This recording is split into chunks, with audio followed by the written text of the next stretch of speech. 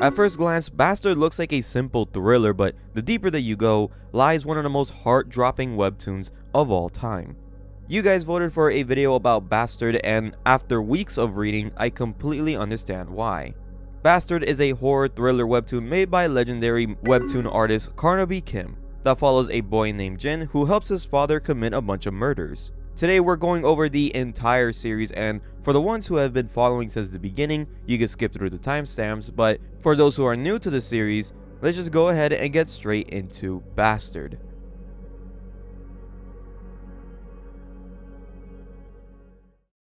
The series begins with a TV report announcing the disappearance and kidnappings of multiple women, rumored to be connected to organ trafficking. A boy named Jin is being taught at home by his tutor when his father suddenly appears. Jin's father tells him that he's leaving on a business trip, so the tutor will be taking care of Jin while he's gone.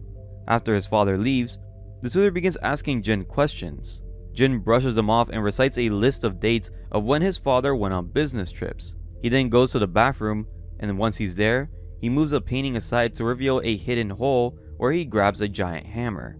The dates he told the tutor aren't just the times his father went on trips, they're also the dates when someone in the neighborhood went missing.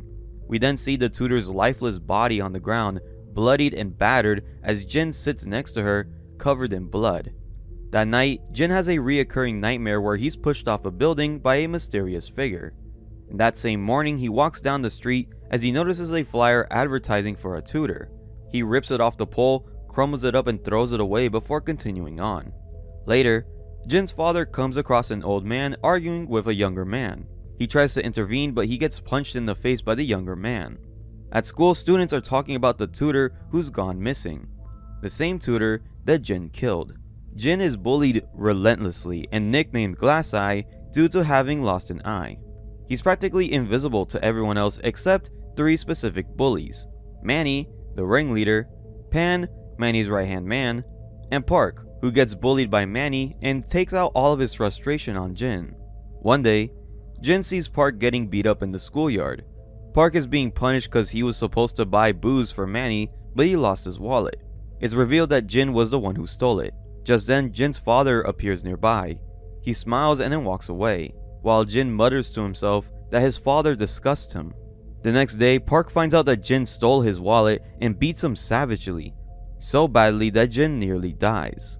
He wakes up in the hospital where a teacher informs him that his artificial heart valve stopped working and that he genuinely almost died. The teacher also tells him that the new transfer student, a girl named Kyon, was the one who called 911. While the teacher steps out to take a phone call, Kyon tells Jin that she didn't tell the teacher what really happened. When the teacher returns, he tells Jin that his father is on his way to visit. Jin panics and he yells at Kyon to leave. She doesn't understand why, but Jin screams at her to just screw off. Upset, she storms out, and Jin begs the teacher to tell his father not to come. Outside, Jin sees his father helping out an old lady.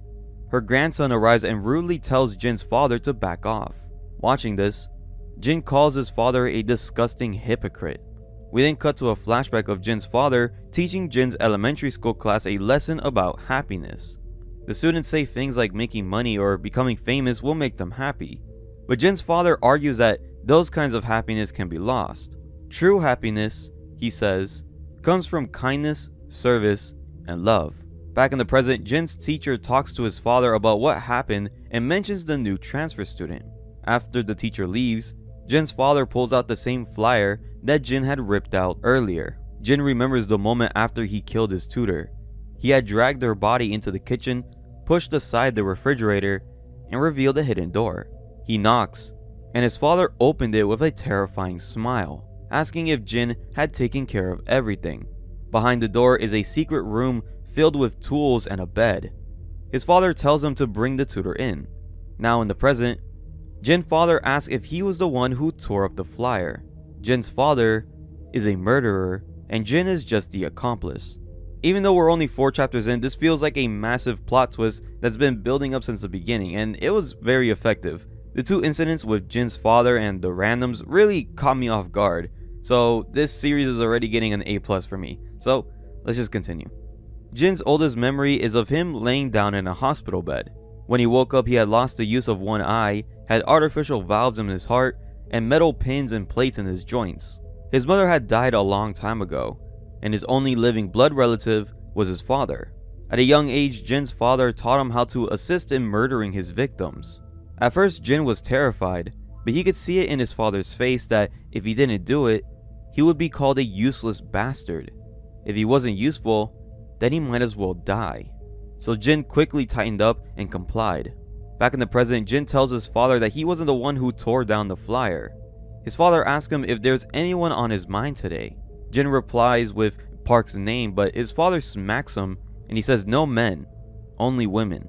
Jin thinks of the transfer student, but tells his father that there aren't any girls on his mind. But his father mocks him and mentions having seen a cute girl in a school uniform walk by. He then describes Kyon and comments that she looks just like Jin's mother, even though Jin doesn't think so. His father's name is revealed to be Dongsoo, and he asks if that's the girl who saved him, but Jin denies it. Dongsoo says that he'll check Jin out of the hospital and that tomorrow he wants Jin to find her. The next day, we see Jin buying gym equipment and doing push-ups in his room, all while thinking about Kyon. Suddenly, his father walks into the apartment, and Jin is absolutely terrified. Dongsoo calls out for him, knowing that he's there. Jin nervously walks out of his room. His father asks if he's been working out, which Jin denies. We then cut to a flashback. Jin and Dongsoo are visiting Jin's uncle and cousin. Jin and his father are pretending to have a good time, and they come off as a friendly father and son pair. The conversation suddenly shifts to about working out, and Jin's cousin comments that Jin should be getting stronger now that he's in high school. Jin's uncle suggests a little arm wrestling match between him and his father, so they begin to arm wrestle, but Dongsoo doesn't budge. But he can also tell that Jin is trying desperately to win. Jin wants to get stronger so he could be able to defeat the despicable murderer that he calls his father. Dongsoo squeezes his hand hard and he says, "When did you get so strong?" Ultimately, Dongsoo wins, but Jin realizes something. Dongsoo has never truly seen him as a son. He always keeps a close watch at him, and the moment that he senses Jin becoming a threat, he'll kill him without hesitation. Back in the present, Park is being beat up for nearly killing Jin and potentially getting the whole group in trouble. Manny notices Jin watching and he calls him over. He asks Park what Jin's name is, and Park says Jin's son. Manny then asks Jin what happened between them, but Jin says that he doesn't know what he's talking about. Manny laughs and then he forces Park to lie on his stomach and apologize to Jin. As Park is apologizing, Manny looks at Jin and notices a grin on his face. Afterward, when Jin and Park leave, Manny starts to question whether Jin is actually afraid of them or not. As Jin walks home, he reveals that the group of bullies actually don't scare him. After all, he's living with the devil. He then looks up and he sees Kyon watching him from a distance. They start talking about the time that she saved them from Park. She asks about the ticking in his chest and why people call him Glass Eye. Jin stays silent while Kyon casually just eats a tub of ice cream. Suddenly, she brings up the hospital incident and says that Jun must really hate his dad. She can tell from his facial reactions. She mentions that his father must have been very worried about him. Then she starts reflecting on her own father, who died when she was young. Jin tells her that he's just embarrassed to show off his dad since he's super weird, and Kyon doesn't know how lucky she is. Kyon tells him to cut the crap and just be nice to his dad while he still can. This completely shocks Jin. He plays that moment over and over in his head while riding a train. An old man in front of him starts complaining, bitter that Jin just wouldn't give up his seat. As he rants about how awful the younger generation is, Manny suddenly appears and shuts him up. After the old man leaves, Manny says that Jin's father is actually his father's competitor in business. He didn't know Jin was rich either. Manny then tells Jin that walking around all droopy affects how people see him as well, but Jin ignores him. Manny asks how he could be so fearless. Jin simply replies saying that he doesn't talk much. Then, Manny invites him out somewhere. The two head to a gym where Jin holds Manny's punching bag during his workout. Afterward, Jin realizes that Manny isn't just a bully, but he's really strong too. As Manny walks away, he threatens to kill Jin if he tells anyone that they've been hanging out. But Jin calls out to him, asking him to wait. Jin says that he wants to get stronger too, and asks Manny to teach him. Manny just laughs at first, but then he marches over, grabs Jin's shirt, and says that he doesn't want to be friends with a disabled kid like him.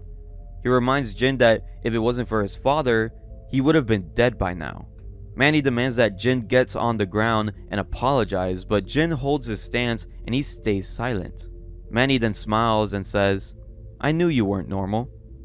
We then cut to Dongsoo, who's being interviewed for an article. The woman interviewing him begins to flirt, and they end up sleeping together in a hotel. During the act, Dongsoo imagines the woman as Jin's mother. The next morning, Kyon receives a threatening letter from a loan office. We flash back to her talking to her boss in an alleyway near a club. She needs money but is unsure about the job. The boss tells her that there are plenty of girls who would gladly take her place. All she has to do is have a few drinks, laugh, and make some easy money. In the present, she tells herself that there isn't a job in the world that she can't do. We then see Jin working out at the gym with Manny. After the session, Manny complains about a girl who keeps on trying to talk to him, but she makes him a ton of money. Jin asks what exactly he does with these girls to make money. Manny just grins and tells him to come with him. Dongsoo is in the middle of a business deal with 2 clients, but the men are being difficult. They figured out that Dongsoo is actually a wealthy businessman named Dongsoo's son, and now refuse to pay for any of his organ trafficking services. They tell him that since he doesn't need the money, he should just do it for free. Dongsoo calmly removes his mask and hat and agrees. Then, he kills both men, stating that this isn't just a hobby to him, but instead, it's love. He loves the women that he murders. Back at the club, Kyon agrees to work for her boss. The boss tells her to change clothes and reminds her not to reveal her real age. Kyon lines up with several other women as 3 creepy guys pick out their favorites. One of them especially likes Kyon because she looks young. The group heads out to a karaoke room to sing and drink, but the man who picked Kyon starts getting a bit too touchy, and she becomes extremely uncomfortable. In the club lobby, Manny and Jin suddenly appear. It's revealed that the boss is the girl Manny had been talking about. She's surprised that Jin is so young, but Manny assures her that it's fine. He gets Jin a girl while he heads off to enjoy himself with the boss. While Jin waits in the lobby, Kyon is still stuck in the karaoke room. The man gropes her and tries to grab her chest. Kyon tells him to stop, but when he persists, she slaps him. She quickly apologizes, but the man smacks her across the face. He drags Kyon out of the room, calling out for the boss. On his way through the hall, he sees Jin. He slaps Kyon again, and in a flash, Jin punches him in the face. Manny and the boss walk in just in time to see it all happen. The scene then cuts to Kyon and Jin sitting by a river, both of them bruised and beaten up. He asks Kyon why she was even there in the first place. Kyon then screams that her parents died and left her with a mountain of debt that she can't repay. Jin responds that he didn't need all the details, then asks her how much debt she's in. We cut to the next day where Jin is sitting alone in class. Kyon's debt is revealed to be 130 million won. To Jin, it doesn't seem like much, but Kyon believes Jin couldn't possibly have that kind of money. Jin receives a text from his father saying that he deposited 1.5 million won into Jin's bank account. He follows it up by asking if Jin had found the girl yet. Manny appears and tells Jin that he fixed everything with the boss, but that Kyon ended up getting fired. Manny and Jin start talking like friends, and Jin thanks him, saying that he was wrong about him in a lot of ways. Manny asks, "Did anything happen yesterday?" and laughs while leaving the classroom. Jin looks out the window and sees Kyon being friendly with another boy. He gets angry and begins to type a message to his father saying that he had found her. But before he sends it, he looks back out the window and sees Kyon waving at him. Jin then hesitates and deletes the message, and instead he sends a text saying he couldn't find her. The next day in class, the teacher is giving a sex ed class, but Jin doesn't understand any of it. He doesn't understand what sex is or how pregnancies work, so after class he approaches Kyon and asks her what porn is. She's clearly embarrassed by it, but she tries to explain it briefly. Jin still doesn't understand, and he missed the sex ed class back in middle school. Kyon asks why none of his friends ever told him about sex or porn, but Jin says he doesn't have any friends. Then she asks why his parents didn't teach him. We then cut to a flashback of Dongsoo dragging a beaten woman into his secret chamber. Jin leans in at the door and hears the woman screaming while his father just laughs. Back in the present, Jin has a panic attack in front of Kyon. Later, Jin is at home searching up the word porn, but nothing comes up. He becomes upset that he still just doesn't understand what it means. Jin then visits Manny, who gives him a lesson about the most important factor in fighting: guts. Manny tells him that confidence is key, and without it, you can't win. Jin begins to understand and he goes home. Pan then asks Manny why he's training Jin, but Manny says it's all for fun. We cut to Kyon walking down the street, thinking about Jin and the incident that happened the day before. She enters a convenience store that has a help wanted sign posted. Suddenly, Dongsoo walks in and enters the same store. They narrowly miss each other and Kyon ends up getting the job. Soon after, Manny walks into the store and starts chatting with Kyon. Dongsoo hears the commotion from inside and catches the phrase transfer student. His interest immediately peaked and he locks in, realizing that he just found his victim. They talk about the incident at the karaoke bar, and after Kyon leaves, Dongsoo notices a cell phone left behind. A cell phone that belongs to Kyon. Manny asks the store clerk for cigarettes even though he knows he's underage. Dongsoo steps in and says that he shouldn't be buying cigarettes because it could get the worker in trouble. Manny turns to him and gives him some attitude, grabbing onto his shirt, but after looking into his eyes he pauses and he lets go. He walks away saying that the man looked very familiar. Dongsoo leaves and moments later, Kyon returns looking for her phone. At Dongsoo's office, he goes through all of Kyon's messages and photos. He sees messages from her debt collectors and pictures of Kyon with her grandfather. Realizing that he finally found his target, he begins laughing maniacally and he lets all of his workers go home early. He then texts the debt collectors, telling them that Kyon has their money and wants to meet up with her that night. We cut to Jin and Manny walking down the street when they find Kyon crying. She says that she lost her phone, so Jin offers to call it to see if anyone picks up. When he calls, Dongsoo answers. Jin freezes in shock but lies to Manny and Kyon, saying that no one picked up. Meanwhile, the debt collectors are waiting outside a station to meet Kyon, but Dongsoo texts them and tells them to go to her house instead. As they head off, it's revealed that he's been hiding right next to them this entire time. He follows them. The collectors knock on Kyon's door and Dongsoo watches from the hallway. Now, he knows exactly where she lives. Jin suggests checking the store's security footage to see who took the phone. When they do, it clearly shows Dongsoo. Manny recognizes the man as the old guy who confronted him earlier, and turns to see Jin completely frozen in fear. Jin asks Kyon if she had any passwords on her phone, and she says no. He then asks her if she has any personal photos of her on her phone, and she says of course. He suddenly lashes out at her, but then gives her money and tells her to stay at the store and not go home. He then says that he'll find her phone, but then tells her to never call that number again before storming out. Kyon is confused by his panic, but Manny starts putting the pieces together, realizing that the old man is actually Jin's father. The debt collectors leave the building, and Dongsoo approaches the apartment where Kyon's grandfather is waiting outside. The grandfather is demanding food, but Dongsoo just grins and says, "I'm going to eat your granddaughter." Jin is running down the street when he gets a text from his father saying that he found her house. Jin panics and he screams out, "Not her." He tries to come up with a response and ends up texting back, "Are you already there?" Then to throw him off, he texts him again saying, "The police are at our apartment." Dongsoo, who's already inside Kyon's home, immediately leaves. When he returns home, Jin is waiting for him in the living room. His father asks where the police are, and Jin lies, saying that they came because of a fight on their floor and wanted to check the building security footage. But since their apartment doesn't have any cameras, they left. His father is suspicious, but he doesn't press the issue. He then asks why Jin didn't tell him earlier that he had already found the girl. Jin says that he found her crying about her phone that day, and once he realized that his dad had it, decided to leave it up to him. Jin asks if he should get closer to her and then bring her home. His father, in response, just gives him a creepy smile. Jin goes to his room, knowing that he just bought Kyon some time. The next day, Jin gives Kyon her phone back. Kyon says that she knows his father had it and doesn't understand why he's avoiding the topic, but she thanks him for helping her anyway. They continue talking and eventually, Jin goes to leave to go train with Manny. As they go run, Jin asks Manny about crushes. Jin has never had one before, but Manny says it's obvious that he likes Kyon.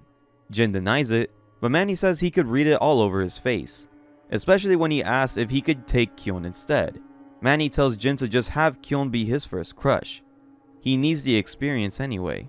Later, Jin is at home and admits to himself that he wants to protect Kyon. He realizes that he really does have a crush on her, even though it was pretty much already obvious. We cut to Kyon in her room, blushing while thinking about Jin. She texts him, and Jin begins freaking out, unsure what to say. They talk about the karaoke incident, and Kyo tells him that she'll be his friend. No matter what, she'll always be on his side. Jin starts blushing and giggling, and that night he falls asleep and has his reoccurring nightmare of someone throwing him off a building. Except this time, Kyon is there to save him. Dongsoo and his brother arrive home drunk. Dongsoo's brother goes to check on Jin and sees him sleeping, whispering Kyon's name. He lifts the blanket and smirks, then tells Dongsoo that Jin is now a man. Dongsoo checks for himself, and he walks into the bathroom and sees the hammer. He mutters, "He's a man now, so that's it then." Jin then wakes up deeply embarrassed since he just had his first wet dream. After cleaning up, he writes down all of the traits that his father likes in his victims. Girly, unserious looking women with undyed hair and round faces. Puppy types, not cat-like ones. He memorized it all so he could better protect Kyon. He takes the notes to the park and burns them. Suddenly, Kyon appears. At first she's nervous, but they begin talking like normal. Jin says that he has to go, that he needs to train to fight. Kyon then tells him that even though she doesn't know what's going on with him, she'll always support him. In that moment, Jin knows he has to do everything in his power to stop his father. Dongsoo once told him that children who disobeyed their parents are called bastards, but Jin is willing to become a bastard if it means saving Kyon. I am really shocked at how intrigued I've become to this series. It is really freaking good. I love all of the characters. I love the group of kids. I like how they're not really that great of a people, but also not horrible at the same time. But the real highlight has to go to Jin's father. I mean, he really takes the entire spotlight for just how horrible of a villain he could be.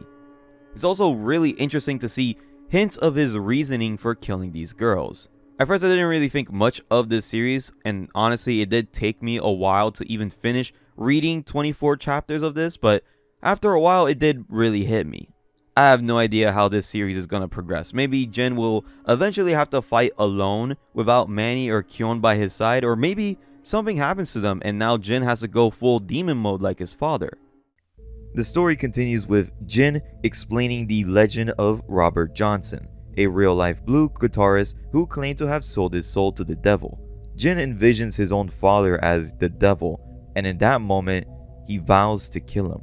We then cut to Kyon's first day working at the convenience store where she is being trained by a coworker. Later that night, Jin and Manny visit her. After her shift, they take her on a joyride in one of Manny's dad's cars. They drive outside the city when suddenly, Kyon gets an alert about another girl disappearing, the sixth in the neighborhood this year. The authorities now advise all female students to walk home in groups of 2 when it's super late. This, however, shocks Jin, since he already knows about 4 of the victims, but not the other 2. The group nearly get into a car accident and Manny's car ends up stuck. They wander around a pier where people are fishing. Jin asks Manny why people enjoy fishing so much, and Manny explains that it's either for the peace and quiet or for the brief rush of energy that they feel when they catch something. Jin then begins to question, why does his father like killing people? Kyon receives a fish from one of the fishermen and the group enjoys a nice dinner together. When Jin goes to the bathroom, Kyon asks Manny why he hangs out with him. She suspects that Manny is just using Jin as easy prey, but Manny actually tells her that he befriended Jin because his dad is a CEO. He thought it was better to be friends with a rival than to be enemies. But over time, Manny admits that Jin turned out to be a pretty fun kid to be around. His loser friend, as he says. Jin overhears this conversation. As Manny and Kyon raise their glasses to toast him, Jin breaks down in tears, realizing that he finally has friends. Meanwhile, Jin's father, Dongsoo, reflects on his last confrontation with Jin. A missing piece of that moment is now revealed. Jin continued on to try to convince his father to let him deal with Kyon on his own, which his father found very interesting. At school, Kyon joins the art club but realizes that her messages with the debt collectors are now gone.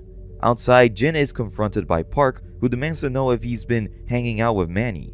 Jin is now filled with confidence, so he admits that not only has he been hanging out with Manny, but that he's also friends with Manny, and then as one last final jab, he also admits that he was the one who stole his wallet. He walks away smugly, but then Pan warns Jin to keep his attitude in check or else he'll get himself hurt. Later, Jin finds Kyon in the art room, but before he can talk to her, a group of older kids confront him, demanding to know if he was the one who stole Park's wallet. At the same time, Manny is dealing with his own broken down car, which won't be fixed for at least a week. He receives a text about Jin being cornered. The older kid begins beating Jin and says that he already texted Manny. Now all they have to do is just wait and see if Manny would even show up for him. Jin insists that he actually won't. He continues to take a beating until suddenly, Manny does arrive. Manny tries to calm things down, saying that he never wanted to fight them, but then Park tells him that Jin called the two of them friends. This makes Manny stop and think, and he asks Jin directly if they really are friends. When one of the bullies tries to intimidate Manny, he punches him straight in the neck. Manny tells Jin to pay attention, and then he proceeds to beat up the others. Afterward, Manny mocks Jin with, "Friends, huh? Very funny." Later that day, Jin chews gum and then spits it out before running into Kyon. She notices his bruises and then takes him to the nurse's office. While her back is turned, Jin smears gum into her hair, blaming it on somebody else. Kyon then panics, but Jin just tells her that she just needs to get a haircut. So, he takes her to a salon, hoping that she'll cut her hair short and then dye it so he wouldn't be his father's type. However, Kyon refuses to do it. Her grandfather has dementia and mistakes her for his mom. If she changed her hairstyle, then he wouldn't recognize her anymore. So she decides to only cut out the gum. Jin realizes that he made a crucial mistake, but then suddenly, a chilling voice interrupts. Well, isn't that sad? Jin spins around, horrified. His father is sitting right there. Dongsoo calls Kyon's hair perfect just the way it is. Kyon recognizes him from the hospital. Dongsoo asks Jin to speak with him privately, so they step into the bathroom, and then he locks the door. Jin demands to know how he knew he was there. We flash back to when Dongsoo began realizing that Jin had grown into a man. After learning from the landlord that there was no police incident outside their apartment, Dongsoo started following Jin everywhere. Jin then begins to panic, asking why he's so curious about him and why he hasn't even asked about the cut on his face. Finally, Jin explodes, asking what he even means to his father. Dongsoo just smirks and he asks if Jin likes Kyon. Jin denies it, but Dongsoo laughs in his face, mocking him, saying, "Since when did you get the nerve to talk back to me like that?" He calls Jin useless, and he moves closer, asking if Jin plans to report him now. He reminds Jin that the only reason he's alive is because he allows it. Jin snaps back, revealing that his father has already tried to kill him before, and it never worked.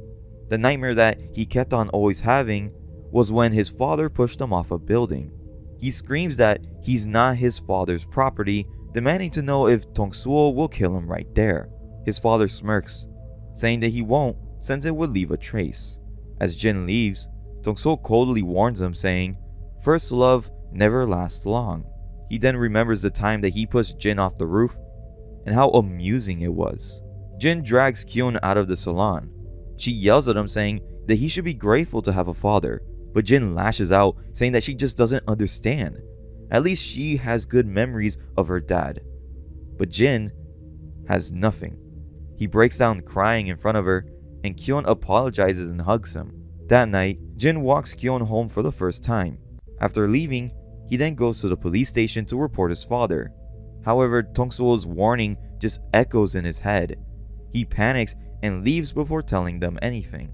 However, two cops stop him and ask if he's in trouble, but Jin just ignores them and then runs away.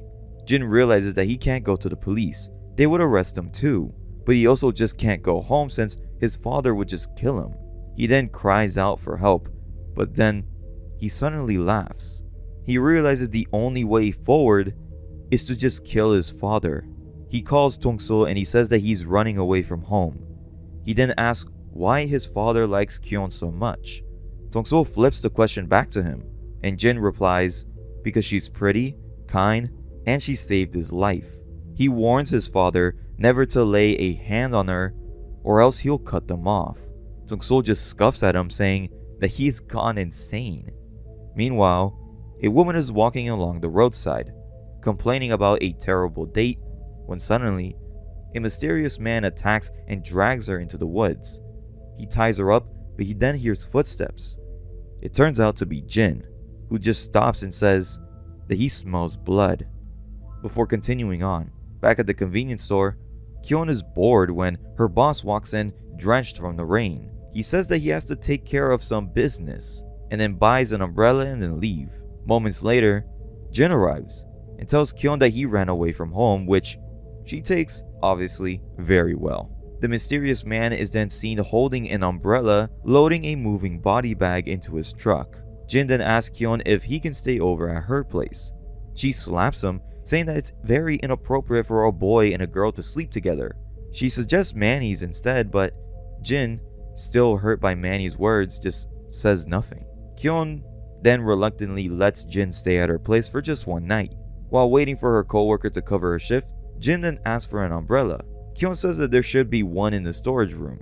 Meanwhile, the kidnapped woman is brutally beaten to death with a hammer by the mysterious man, who just continues on smashing her skull over and over. Back at the store, Kyon discovers that her coworker had actually taken the umbrella. It's revealed that the coworker was the real kidnapper and murderer all along. At school, a group of delinquents is messing with Park, and Manny is just standing nearby, just watching the ocean. The group calls it his guardian angel mode. Annoyed, Manny lashes out, but one delinquent tries provoking further, suggesting a new idea. Meanwhile, Jin and Kyon head to her house, only to be stopped by two police officers who rush them inside.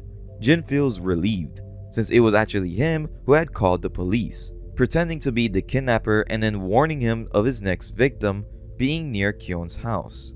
Before entering, Jin sets up a security camera, explaining that the area is just too dangerous. Kyon then points out that they don't even have a computer, but Jin says that this type of camera doesn't need to be plugged into one. Inside, Jin awkwardly tries to settle in, even getting spooked by a cockroach. That night, Kyon is cold towards Jin. She's super embarrassed and angry and then frustrated because he won't be honest with her about his father. Outside, Dongsoo approaches the house. He notices the security camera and two officers spot him. When the cops get closer though, he vanishes. The next morning, Jin wakes up to see Kyon's grandfather just staring at him, believing Jin is his father. Jin plays along and Kyon just laughs at him. Later at school, Manny walks in and is confronted by Pan, who asks if he's actually been hanging out with Jin. Manny obviously denies it, and to prove it, he demands Pan to bring Jin over to him. After school, Jin goes to ask Manny if he could stay over at his house, but instead he finds Pan, who tells him that Manny is looking for him. Jin then decides to follow him, which confuses Pan. Pan leads him under the bridge, where Manny and the rest of the delinquents are waiting. Jin tries to speak with Manny, but then suddenly, Pan kicks him forward into a circle, where Park stands with his fist up. Manny forces Jin to fight Park.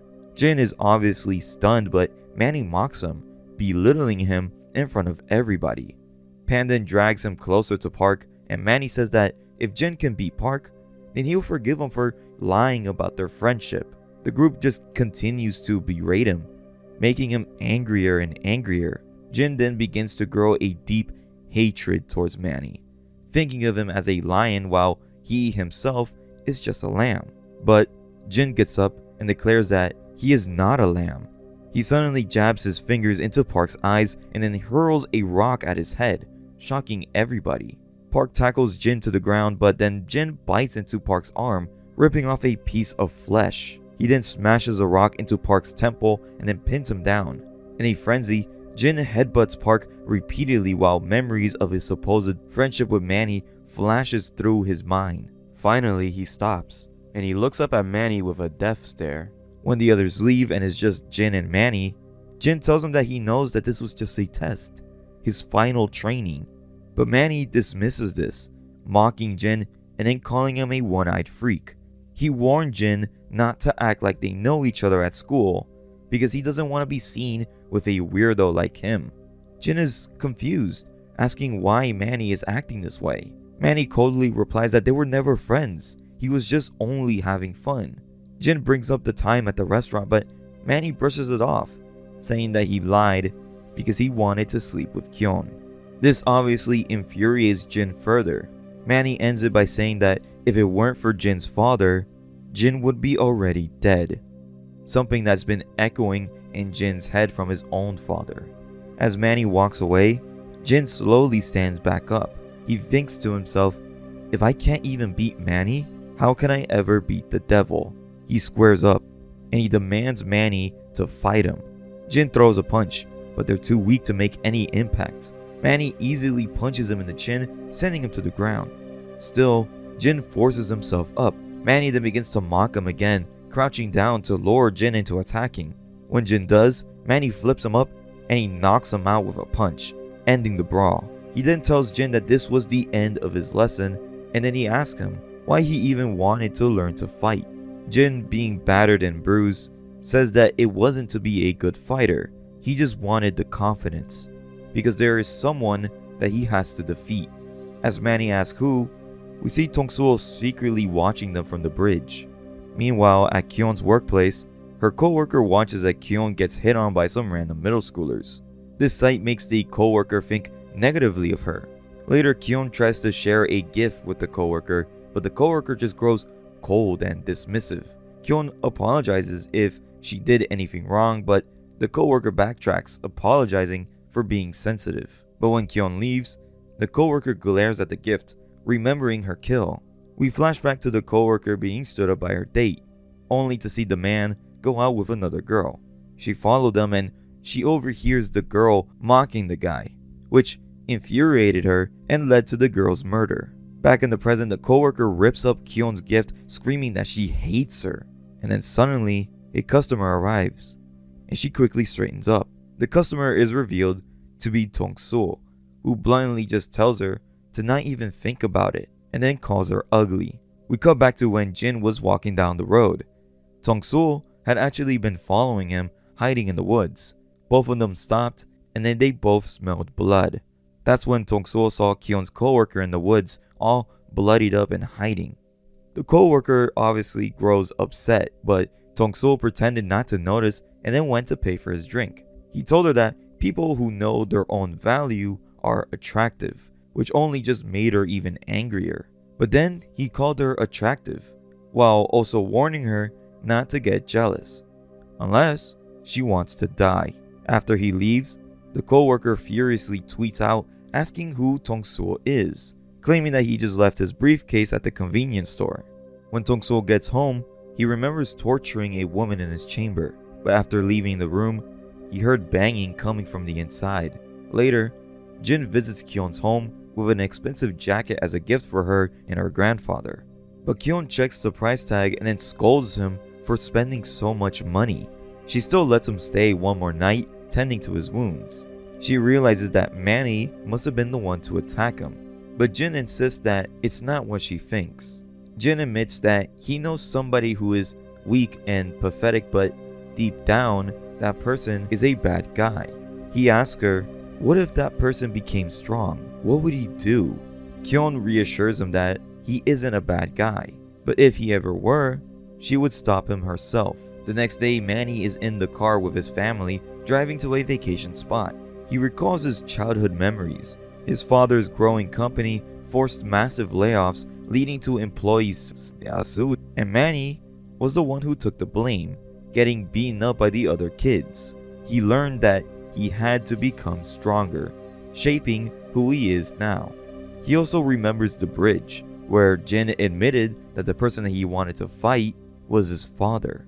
So, Manny asked his father about Dongsoo, but his father reassures him that Dongsoo was a good man. Still, Manny confesses that he heard someone call him a demon. Suddenly, the family car lost control and tumbled down a hill. Manny wakes up to find his legs crushed under the car and his entire family dead. As he calls for help, a truck crashes down the hill and then lands nearby. He sees someone standing on the road and calls out, but the man just smiles. It turns out to be Dongsoo. Manny then collapses again. When paramedics arrive, Manny briefly wakes up only to see his family car explode, burning his parents' corpses. Later, he fully wakes up in a hospital bed, with both of his legs amputated. At school, Manny's group mocks him for the accident, even suggesting beating him up. But then Pan appears, and he simply just walks away. The group doesn't really care, because they know that Pan was never loyal anyways. Meanwhile, Manny meets up with his father's lawyers to discuss estates. Manny asks if there are any friends or family that have come to see him. The lawyer, however, just says no. Manny, in denial, tries to sleep it off, thinking that this is all just a dream. Suddenly, Park walks in, and then he laughs at him, saying that he screwed up. Then, the others enter the hospital room, all laughing and then stabbing him to death. However, it was just a nightmare. Manny panics. He breaks down, asking why no one has come to visit him.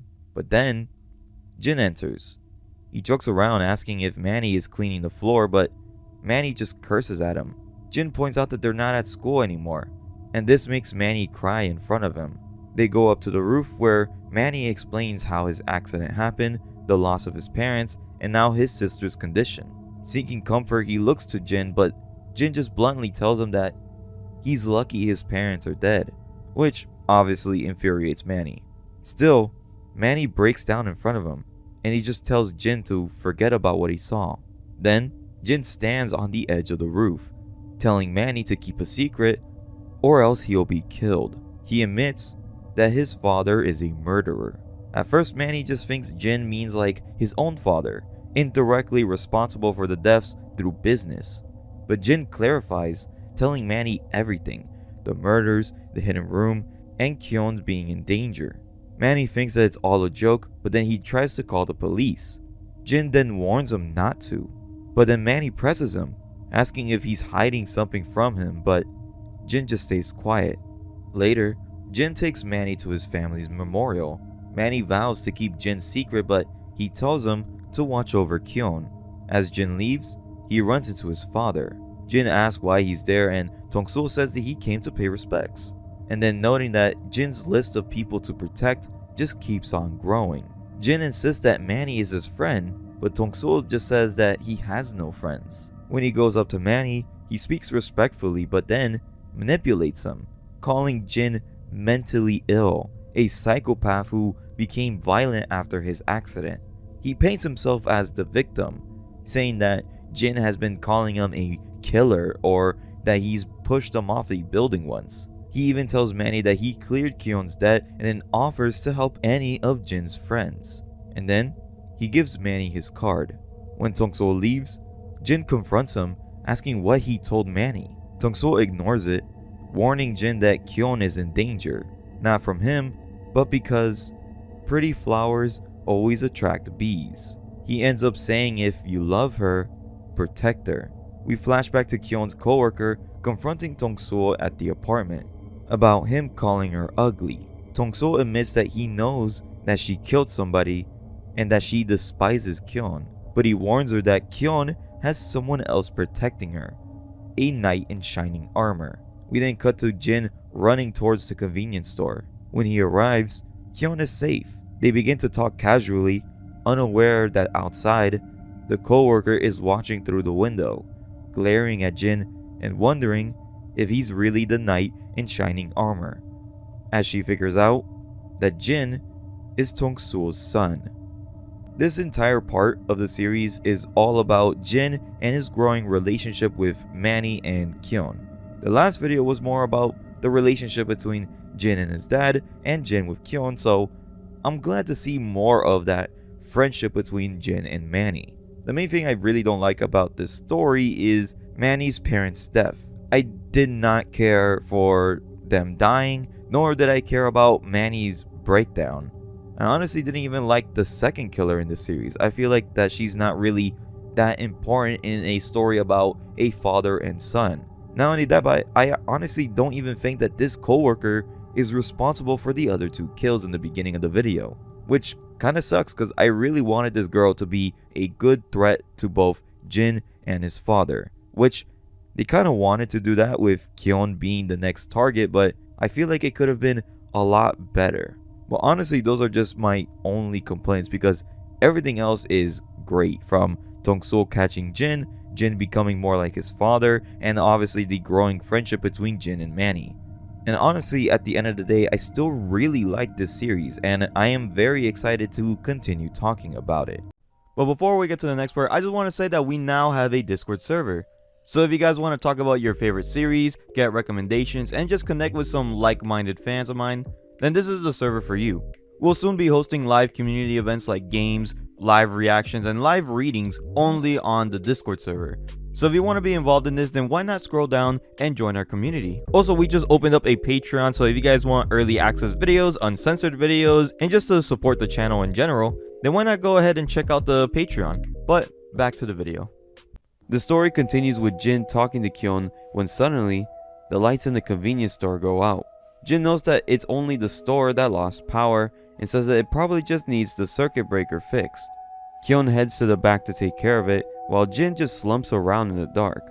As Jin accidentally tips over a trash can, he hears a crash coming from the back.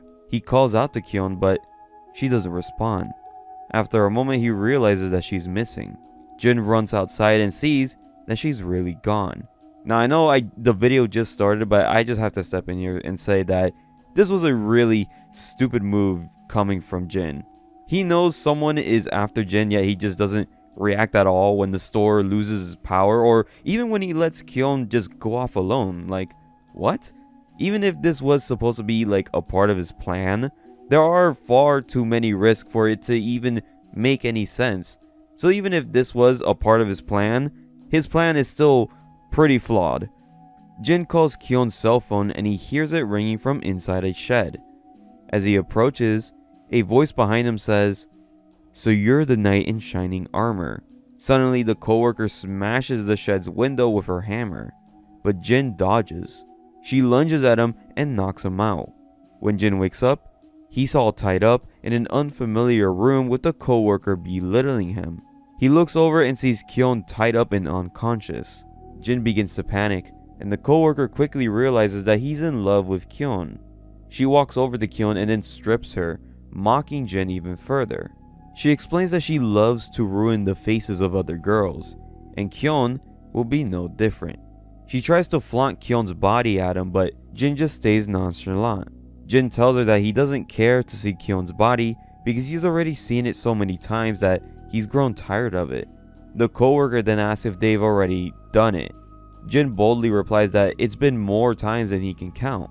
The coworker is further baited when Jin smirks and says that before he dies, he wants to see something good, and then asks her to show herself to him. Confused but blushing, she asks if he's being serious. Jin then flirts even harder, asking if she's ever had sex with a man, and if not, why not with him? Meanwhile, he discreetly pulls out a shard of glass from the broken window earlier. Flustered, the coworker just storms off, deciding to shower and prepare herself for Jin. While she's gone, Jin quickly uses the shard to cut through his restraints. In the other room, the coworker gets ready but grows angrier the more she thinks about how Jin manipulated her. So, she decides to kill him after all. At the hospital, Manny is interrogated about his accident. He recalls the strange man who was smiling at him before the crash, and the police reveal that their car was tampered with to explode. Back at the warehouse, the coworker returns to find Jin still tied up. She mocks him, congratulating him on exploiting her insecurities, but announces that the deal is off. She turns her attention to Kyon, preparing to kill her. Suddenly, Jin attacks her from behind, having freed himself. He tries to stab her, but she blocks it and swings her hammer, narrowly missing. Jin then lunges forward and bites her arm. As she stumbles back in confusion, Jin punches her square in the nose, pins her to the ground, and then raises the hammer to kill her. The coworker warns him that if he does it, he'll become a murderer too. But Jin doesn't care. He demands to know if she was responsible for the other 2 murders, but she doesn't answer. Just then, Kyon regains consciousness and then makes eye contact with Jin, silently reminding him of her warning, that if he ever turned bad, she would stop him. Jin hesitates, torn between vengeance and Kyon's words. Finally, he spares the co-worker, tying her up instead. He frees Kyon, who softly tells him, "You may be weak, but you're not a bad guy." Jin then breaks down and quietly agrees. The co-worker's name is revealed to be Faye. Kyon asks her why she did everything, but Jin interrupts, saying that the people like her never have a reason. The police arrive and take Faye into custody. The next day, Jin and Kyon sit together at a park. Kyon admits that she doesn't know how she'll feel safe walking at night again. However, Jin promises that he'll always be there to protect her. The moment grows a bit awkward as they stare at each other until Kyon laughs, calling him a really good friend. Jin doesn't smile. Instead, he stands up and begins to walk away before turning back. He tells her that he was grateful to be called a friend before, but now he doesn't really like that word anymore. He warns her that he'll give her 3 seconds to slap him, but then he moves in and kisses her. Stunned, Kyon just doesn't even react, but Jin counts to 3, and when she doesn't slap him, he kisses her again. Meanwhile, at the police station, Faye recounts everything about her encounter with Jin's father, Dongsoo. The police interrogate Dongsoo about knowing her, but he insists that he only recognized her as a worker at the convenience store. He claims Faye told him that she was a killer and threatened to murder Jin if he exposed her. The police believe his story, though they ask about Faye's statement that Dongsoo is in love with Kyon. Dongsoo brushes it off, saying that Kyon is Jin's first love, and the police then drop the matter. He leaves the station without any suspicion, confident that no one will believe Faye over him. Later at the hospital, Kyon visits Manny after his accident. Later at school, the principal gathers all the students and staff to address the Faye incident, declaring her responsible for all of the murders, including the ones that Dongsoo committed. Notifications start buzzing on the students' phones, confirming that the suspect had been captured by one of their own students.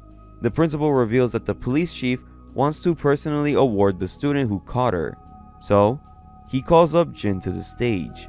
Shocked whispers fill the air as Jin walks onto the stage to accept the award. However, no one claps. Then, from the back, a faint sound of clapping echoes. It's Manny in his wheelchair applauding Jin. Kyon then joins him, and soon after, the entire school follows, filling the place with cheers. Later, when Jin and Manny are hanging out, a group of bullies approach them and start talking trash. One of the bullies punches Manny in the stomach, but Manny tells Jin not to intervene. Jin gives the bullies a death stare and says that they're nothing. The bully tries to hit Jin, but Manny grabs him by the ponytail and then punches him in the face. This sparks a huge fight between the groups, leaving both Manny and Jin beat up. Despite losing his parents and his legs, Manny is still just as strong, both physically and mentally, according to Jin. Still, Dongsoo's words just keep on echoing in Manny's head. He wants to believe Jin, but parts of him thinks that Dongsoo just makes better sense. So, Manny suggests Jin to collect evidence of Dongsoo's murders. That night, Jin goes back to his old apartment complex and asks the front desk if his father is there. They say no, so he heads up to the apartment and tries to break into his dad's torture room. However, it's locked. Jin then goes into the apartment next door, where the secret torture room actually is. The door has a code, so he tries every single possible birthday that he can think of, but none of them work. Out of frustration, Jin then grabs the hammer hidden in the bathroom and then he smashes at the hidden door over and over, but it still doesn't open. He slumps down and mutters that he really needs to get inside. He reaches over for his phone, thinking about calling 911, but then he realizes that he'd just get arrested too. He just gives up. He leaves the apartment, but he takes the hammer with him. The next day, Jin and Kyon go on a dinner date, but when it's time to pay, Jin's credit card is declined. It's been suspended. We then cut to Dongsoo in his office, smirking as he cancels Jin's card. He already figured out that Jin broke into his apartment. Dongsoo calls Jin to mock him, telling him that he's not even giving him a single penny anymore, and then taunting him about the hammer. Jin doesn't respond and he hangs up. Kyon ends up paying for the meal and the two just walk home together. When they arrive, Manny and a detective are waiting outside Kyon's house. They're surprised to see the two living together and they crack a few jokes. But Manny asks to talk to Kyon alone. He questions her about Jin's dad clearing her debts. However, Kyon is shocked. She didn't even know anything about that and then wondered why the debt collectors had suddenly just left her alone. Manny then asks where he can find the debt collectors. Manny and Kyon go visit the collectors, who confirm that Dongsoo personally paid off her debt and asked them not to tell Kyon. As they're about to leave, one of the collectors mentions a man named Mandog, who also collects money. The collectors then kick them out, but Manny stays behind to ask about borrowing Mandog. Later, Kyon confronts Jin outside her house, demanding to know who told them to pay her debt. Jin denies knowing anything about it, but when Kyon asks how he even knew about the debt in the first place, he has no answer. She accuses him of pitying her. Jin just stays silent, which only just makes her angrier. Kyon then kicks him out, telling him to just go back home. Jin says that he can't, but Kyon just calls him childish and a baby. Jin snaps back, yelling that she doesn't know anything. Kyon screams back that if he really liked her, he would actually open up about himself. Jin then storms off while Kyon stays behind, thinking about their memories together. As Jin wanders, trying to figure out how to protect her, Kyon suddenly runs up from behind them and hugs him. She cries, saying that she just wanted to know more about him, why he ran away from home, why he hates his dad. Jin then says that he'll finally tell her. He says that his dad likes her. Kyon doesn't believe it, but Jin shows her evidence on his phone, text from Dongsoo about her. He explains how his father tried to use him to lure her, and how he wanted her to dye her hair and install cameras to protect her. Jin admits that he still doesn't know how his dad knew about the debt, but after spending so much time with her, he started to genuinely like her. Though honestly, Jin could have just used the excuse that Dongsoo found out through her cell phone. It's already known by both Manny and Kyon from the convenience store security tape. So why doesn't he just use that excuse? I feel like they're just constantly not talking about the convenience store incident. I feel like that's a pretty big scene, honestly. Kyon then lets Jin sleep over, but she still has doubts. That night when Jin is sleeping, she calls Manny to confirm something. The next morning, Jin wakes up to find Kyon gone. Meanwhile, Dongsoo is in his apartment when suddenly the dorm alarm goes off. To his shock, it's Kyon. Dongsoo lets her in and then offers her some tea.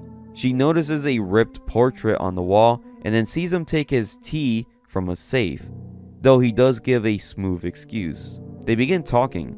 Dongsoo acts like they've never met before, but Kyon brings up the hospital and the hair salon. She also mentions the debt, which shocks him. He blames Manny for telling her. She then mentions the money that he sent to Jin, and when he gets more flustered, she drops the real bomb. She reveals that Jin told her everything. He begins to freak out, but she's actually talking about him liking her.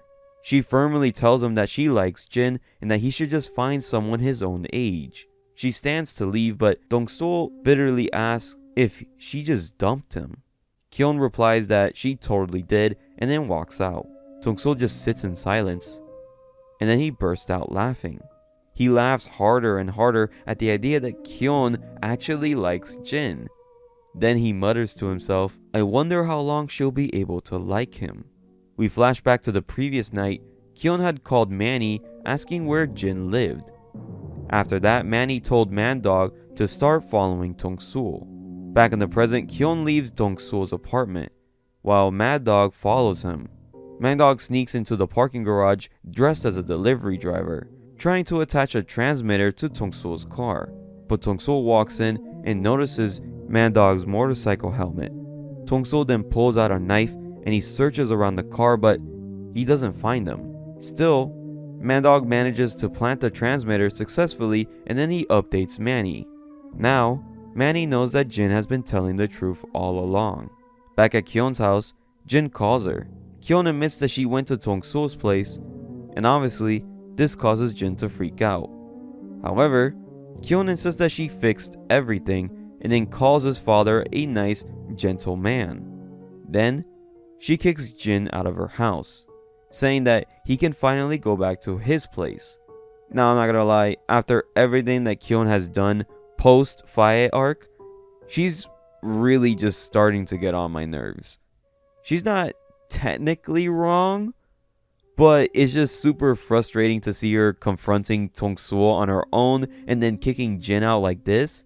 It's just super annoying. Not only that, but also the whole fight that they had after the Manny and Kyon meeting up with the debt collectors like argument, just it made me honestly really annoyed at her, to be honest. Jin furiously just calls Dongsoo and demands to know if he touched Kyon. Dongsoo says no, but casually adds that she's very smart, cute, and that he wants to hang her upside down and let her blood drip onto the floor. Jin explodes, but Dongsoo smoothly claims that he was actually talking about his business partner's assistant. Dongsoo then proposes a deal. If Jin helps him get the assistant, then he'll let Kyon go. Later, after a meeting with his business partner, Dongsoo returns home to find Jin waiting for him. They sit down and Jin says that he's reached a decision. He'll help him out. Dongsoo is shocked. Jin says that this will be the last time, and after this, he will be leaving to live with Kyon. He reminds his father that he once said that he couldn't live without him.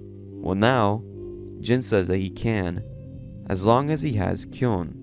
We then cut to the assistant sitting in a cafe. Jin watches her from a distance and then approaches. He slips a pill into his mouth and then collapses onto her. Panicked, she pushes him off, but sees that there's foam spilling from his mouth. In his thoughts, Jin is apologizing to her. Dongsoo watches the whole scene unfold in the distance. He then calls the debt collectors, who confirm that they lied to Kyon and Manny about Dongsoo paying her debt in person, just as instructed. Jin is then rushed into the hospital by the assistant. Dongsoo bursts into the room, hugging his son and demanding answers. Later, he thanks the assistant for saving Jin's life. Jin interrupts, slyly asking, "Are you really just going to say thanks and that's it? Miss, can I invite you to our house for dinner tonight?" Later, they're walking into the parking lot when Jin tells his father that he might be handling too much with the assistant, but Dongsoo tells him that there's no need to worry. As the two get into the car, Mandog is seen watching them and reporting all of this to Manny.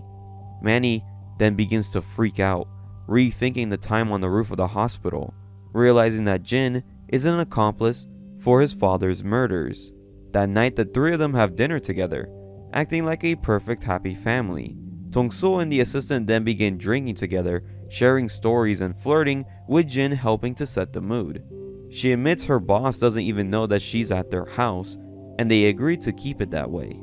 Eventually, Dongsoo just leaves to grab more beers, and the assistant, now drunk and drowsy, knocks out in front of Jin. Jin retreats to his room and grabs the hammer, and he begins to carefully wrap it up. As he's doing that, he's telling himself that this is the last time, while also thinking about Kyon's words. He then begins to think about the future with Kyon, all of the dates that they will have, their wedding, and even having a kid together. But just as he's about to leave, his vision then begins to blur. He turns and he sees a shadowy, demon-like version of himself. The figure taunts him, saying that there's no difference between him and his father. Meanwhile, Dongsoo enters his torture room looking more excited than ever. At the same time, Kyon takes a cab to Jin's house. She thinks Jin and Dongsoo have finally reconciled, but in reality, she's heading there because she got a text from Dongsoo saying that they made up and that they're having a welcome home party. The series continues with Manny having a nightmare about Dongsoo, recognizing him as the man who ignored their accident. Meanwhile, Manny wakes up from a text from Mandog. The message he sent to Manny explains that Dongsoo left his apartment and went to the one next door. Mandog says that it's impossible to see inside, but he can smell a faint trace of blood coming from inside the room. Inside, Dongsoo is seen texting Kyon, asking her where she is. Kyon replies that she's only 5 minutes away. At the same time, Jin is talking with the assistant, who reveals that she lives with her grandfather, something that reminds him of Kyon. Kyon soon arrives at the apartment building where Dongsoo is already outside waiting for her.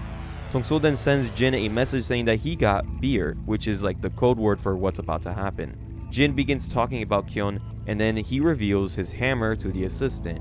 She begins to panic as Jin just apologizes, hearing his inner voice calling himself a demon. Just as Jin is about to swing, Kyon and Dongsoo walk in, Dongsoo grinning, while Kyon is just horrified. Dongsoo immediately plays it off, asking if the assistant is alright. He tries to calm Jin down, claiming that Jin is having another delusional episode. Dongsoo urges Kyon to calm the assistant, and Kyon helps her up. The assistant walks away with tears in her eyes, same thing with Kyon. Dongsoo then begins to smile, but Jin suddenly swings his hammer at him. Dongsoo catches it mid-swing and smugly tells Jin that he was expecting this. He then smacks himself in the head with the hammer, drawing blood. Dongsoo explains that this isn't about testing Jin, it's about testing Kyon, to see if she would still love a murderer. He plans to pin all of the murders on Jin, painting himself as the victim of Jin's abuse. Jin completely loses it, thrashing on the ground in a panic. Dongsoo then drags him to the police station, where Jin is diagnosed with a mental disorder. However, he's set free after Dongsoo pays off the assistant to stay silent. Dongsoo now knows that Jin will never report him to the police, not as long as Kyon is around. He promises to keep his promise, to stay away from Kyon, but the test remains. If Kyon can still love Jin despite knowing the truth, then it's a complete victory for Jin. Later, Dongsoo steps outside for a smoke. He suddenly calls out to Mandok for a light, forcing him to reveal himself. Dongsoo quickly recognizes him and demands to know why he's following him. Mandok tells him that it's because he's a murderer who's been abusing his son. Dongsoo immediately pulls out a knife and tries to stab him, but Mandok catches the blade. Meanwhile, Kyon is walking home feeling depressed, but her grandfather cheers her up a little bit. Back with Dongsoo, he presses Mandok, asking why the loan sharks are still bothering him. Mandok responds that they're not the only ones with a grudge, and then he vows to beat him. Dongsoo drops the knife and then catches it with the other hand, trying to stab Mandok again, but he dodges it. He grabs his shoulder and then he flips him hard onto the ground. Dongsoo just lays there smiling creepily as Mandok goes in for a punch. And even after being hit, Dongsoo's smile still doesn't fade. Elsewhere, Jin texts Kyon to meet up. When they see each other outside her house, Jin explains that his dad set everything up. Kyon, however, questions what the assistant did wrong, and then asks if Jin actually has a psychological problem. Jin realizes how badly Dongsoo had twisted the whole situation, and then he begins to laugh maniacally, thinking that she would understand if he just told her the truth. His inner demon also agrees, pressuring him to confess to everything. Jin then grabs onto Kyon, desperate to explain everything, but Kyon slaps him across the face. Jin collapses on the floor and he pours his heart out. He admits that when he first saw her in the hospital, he was planning to hand her over to his father, but her kindness warmed her heart, and he began to like her, and he knew that he had to protect her. Yet he was so terrified that if he told her the truth, that she'd just hate him. Kyon yells at him to just say it, and finally, Jin confesses. He sees a demon, and that demon is his father, a serial killer who has murdered countless people, and he himself is his accomplice. Jin and Kyon then go to a park where Jin explains everything. How young he was when it started, how Manny knows, and why he hasn't gone to the police. He admits one of the biggest reasons was fear. Fear that Kyon will grow to hate and fear the world because of him. Kyon listens, but she's overwhelmed, struggling to process how her boyfriend could be a part of so many murders. Meanwhile, we flash back to one of Dongsoo's murders, interrupted by banging at the door, and it turns out to be his wife, but he wakes up tied to a chair with Manny confronting him. Manny in his wheelchair demands to know if Dongsoo killed his parents, and Dongsoo denies it.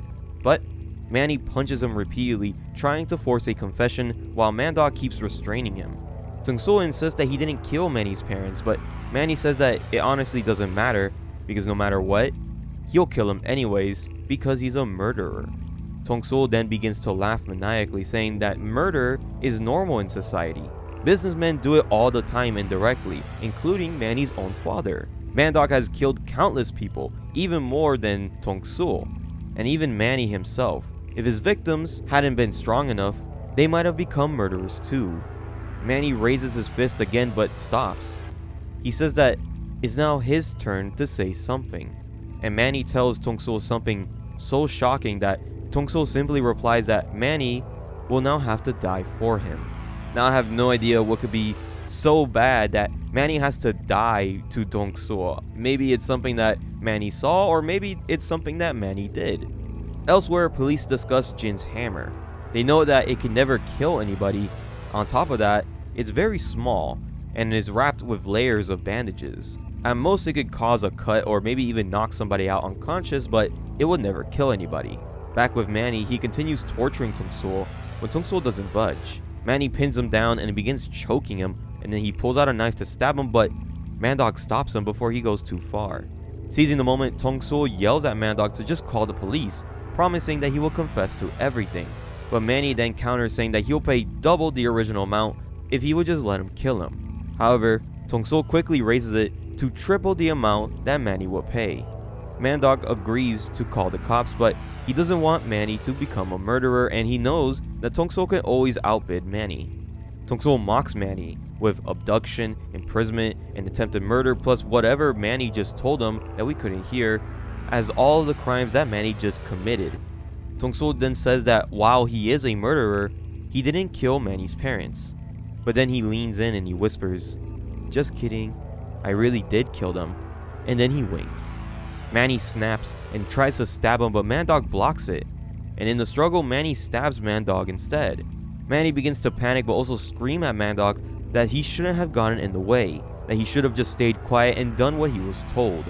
The weight of what he just did now weighs on him, while Dongsoo just laughs even harder, mocking him for playing into his trap. Mandog, even though he's bleeding, he urges Manny to calm down and to not let Dongsoo manipulate him, but Dongsoo taunts him even further, promising that if Manny goes to jail, he'll personally look after his sister. Manny is terrified, seeing Dongsoo as a giant demon, and he tries to punch him again, but Dongsoo headbutts him and then locks him in a brutal leg chokehold. Jin and Kyon are still at the park, but Kyon gets up and then goes to leave in the rain. She says that her world is constantly raining. It's cold, sticky, and very easy to catch a cold. That's the world that she lives in. And yet she's not dead. People don't die because they don't have umbrellas, and she invites Jin to walk in the rain with her. She tells him no matter what, she'll always be on his side. But Jin asks why, and if he can really find happiness. Kyon reassures him that of course he can, but Jin just says that he's going to the police station tomorrow, and Kyon agrees to go with him. That night, Kyon lets Jin sleep over at her house. Meanwhile, we cut back to Manny and Dongsoo. Mandog tries to stand up, but Dongsoo rises faster and then he kicks him in the cheek. Manny tries to reach for the knife, but Dongsoo steps on it and then kicks Manny in the chin, knocking him out. Dongsoo then drops to the ground, grabs the knife, and then cuts himself free. He walks over to Mandog and then he stabs him in the throat, officially killing him. Then, he walks over to Manny and he does the same, stabbing him in the throat and killing him as well. Dongsoo walks away, grabs a canister of gasoline, spreads it around the room, and then throws a lighter inside, setting everything ablaze. We then cut back to Jin and Kyon cuddling together, while suddenly, Jin gets a text message from his father, telling him to step outside. They meet, and Dongsoo is surprised that Kyon has accepted Jin. Jin replies that he won, and that he doesn't ever want to see his father again. Dongsoo says that he had a very busy day of killing, revealing that he also murdered the loan sharks Mandog worked for. He tries to continue, saying that he almost died, but Jin cuts him off and asks what he's talking about. Dongsoo then yells out his name, and then he says, "Look how hurt your father is. Aren't you even gonna ask me about this?" Then he tells Jin that he doesn't need him anymore. Jin tells Dongsoo that they have security cameras, but Dongsoo looks at it and says that it's fake. Jin panics, asking how he knows, and then Dongsoo leans in, replying, "So it is a fake." Jin swings a punch, but Dongsoo grabs it with ease. As Dongsoo comments that Jin has been getting lessons from Manny, Kyon steps outside and then locks eyes with Dongsoo. She begins to panic and then she falls backwards. Dongsoo turns to Jin, asking, "So you told her?" Jin panics and then goes in for another punch, but Dongsoo smacks him aside effortlessly.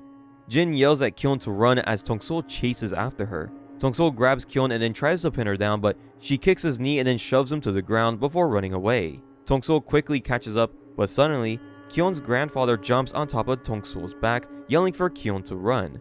Dongsoo throws the grandfather off, but Jin catches him before he crashes to the ground. Kyon runs up to Jin, with Dongsoo creeping right behind her.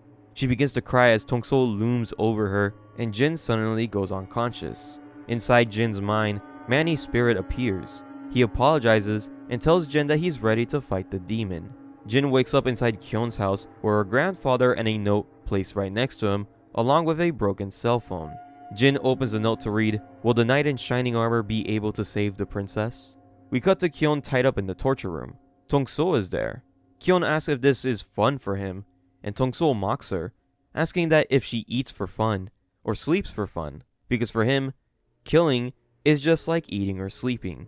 It's a necessity. Kyon calls him ridiculous, saying that Jin will never end up like him. Meanwhile, Jin visits Manny's sister, trying to track Manny down.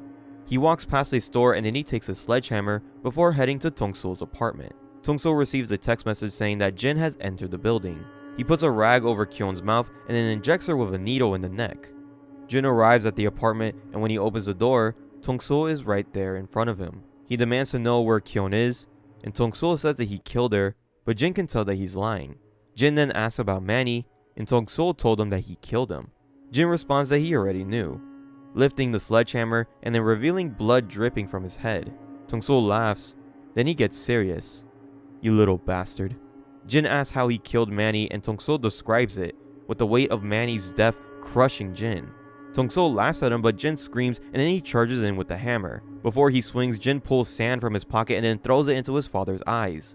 Then he slams the sledgehammer into Dongsoo's rib, though the impact hurt Jin's shoulder.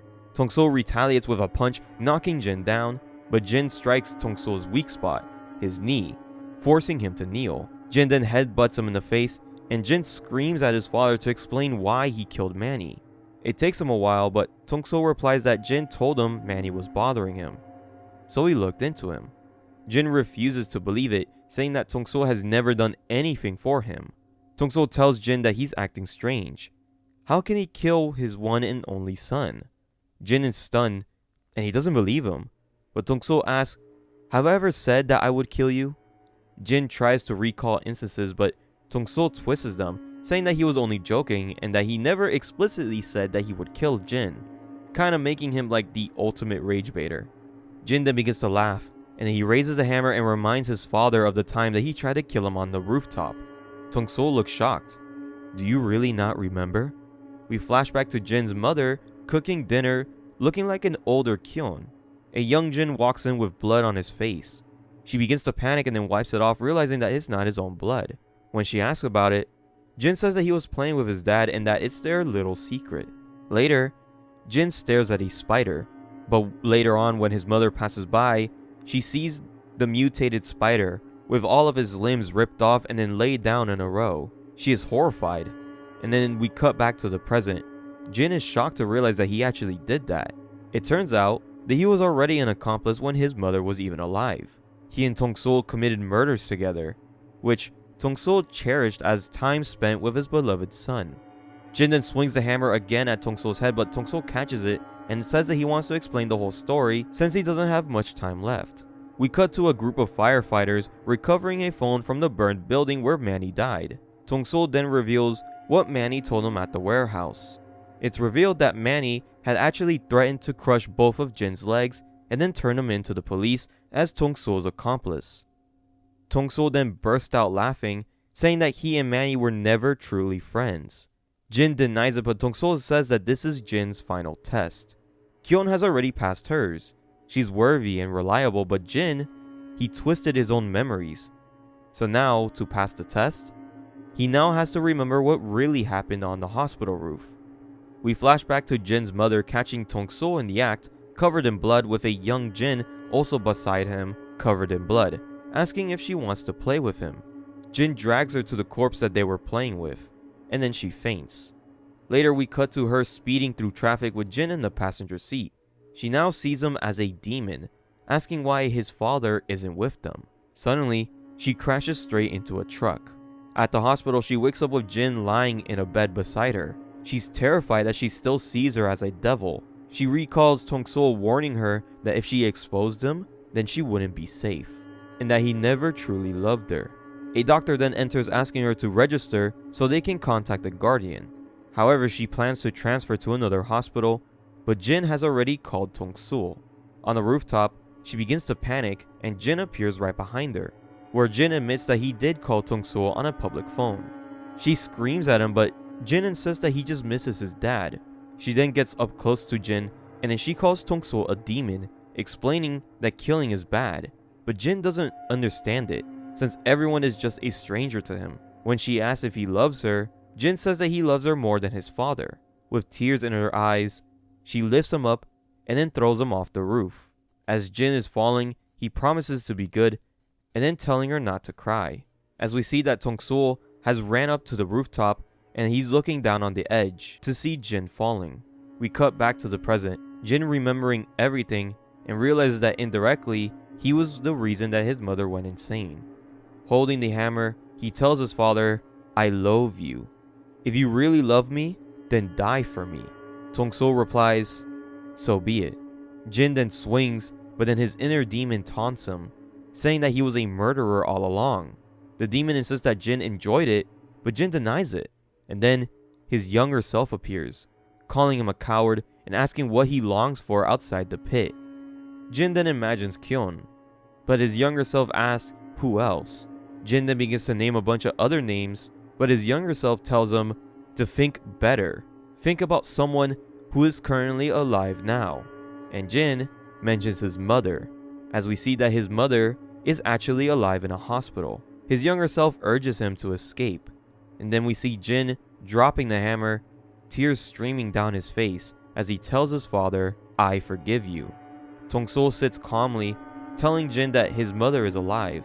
He also reveals that he had been draining Kyon's blood this entire time, and that if Jin killed him, Kyon would have died. Dongsoo gives Jin the passcode to the other apartment, which turned out to be his wedding anniversary. Jin then asks why didn't he kill his mother, but Dongsoo doesn't answer. Jin walks away to free Kyon, and he opens the apartment to find her safe. Meanwhile, Dongsoo smokes a cigarette in the living room, questioning why he didn't kill his wife, ultimately declaring that it's because he couldn't kill family. Suddenly, the lobby security alerts him that the police are coming. Dongsoo then grabs the painting from the bathroom and then he walks over to the balcony, hallucinating his wife following him. Jin tries to put blood back into Kyon's system, but he realizes that Dongsoo was actually never draining blood from her. They then head down to the first floor where the police are waiting. Dongsoo stands on the balcony and he says his last words. They say no parent ever wins against their children. The police ask if Jin is Dongsoo's son, and Kyon interrupts and tells Jin to explain everything. The series ends with Jin stepping up to the detective saying, "I," as we cut to Dongsoo's corpse on the ground, flattened but still clutching on to the bathroom painting. And that is the full story of Bastard. I can see why this series is one of the greatest webtoons of all time. The relationship between Jin and Dongsoo was just so fun to watch throughout the entire series. Seeing them go on like a mental cat and mouse chase, to Jin going on his own, and then even working together with Dongsoo. It was all just amazing. The ending was a perfect way to close a story about a father and a son. We didn't need to know what happened after Jin, or Jin and Kyon's relationship, or even what happens with Jin's mother, or Manny's sister. I love the ending of forgiveness. I think Manny not understanding Jin's situation is honestly fine. I think it definitely worked hearing that at the end of the story instead of finding out like right there and then. I think all the arcs were also pretty good. I don't think there were any like stinkers. The only thing I didn't really like much was like the second Killer on the Loose arc, just because of like the missed opportunities between Jin and Dongsoo forcing themselves to join forces. But this was definitely my favorite webtoon or manhwa that I think I've read so far, but the bar is pretty high for how great this series is. But I want to know, what do you guys think about Bastard? Remember to join the Discord, Patreon, and YouTube memberships. All the links will be in the description below. And if you want more horror videos like this one, then why not scroll down and hit that subscribe button. But I'll be seeing you guys in the next video.